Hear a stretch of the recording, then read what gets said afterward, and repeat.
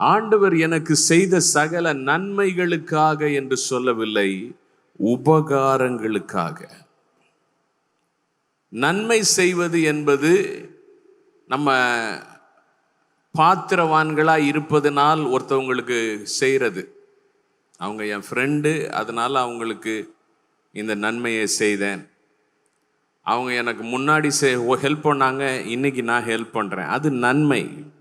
உபகாரம் என்றால் தகுதியே இல்லாமல், நன்மை பெற தகுதி இல்லாதவர்களுக்கு கொடுக்கப்படும் நன்மை உபகாரமாய் இருக்கிறது.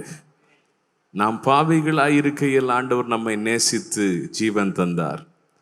நாம் தேவனுக்கு சத்துருக்களாய் இருக்கையில் அவர் தன்னுடைய இரத்தத்தை சிந்தி மரித்தார்.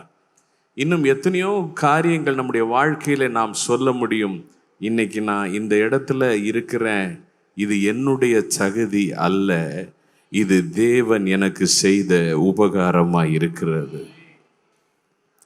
சங்கீதக்காரன் சொல்றான், இதுக்கு நான் என்னத்தை திரும்ப செலுத்துவேன்?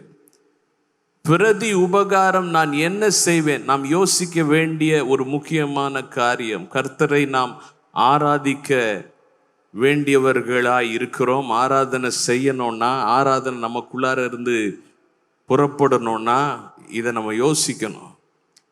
ரட்சிப்பின் பாத்திரத்தை எடுத்துக்கொண்டு அவருடைய நாமத்தை தொழுது கொள்ளுவேன். என் வாழ்க்கையிலே நான் பெற்றிருக்கிற அனைத்திற்கும் காரணம் என் தேவனாகிய கர்த்தராய் இருக்கிறார்.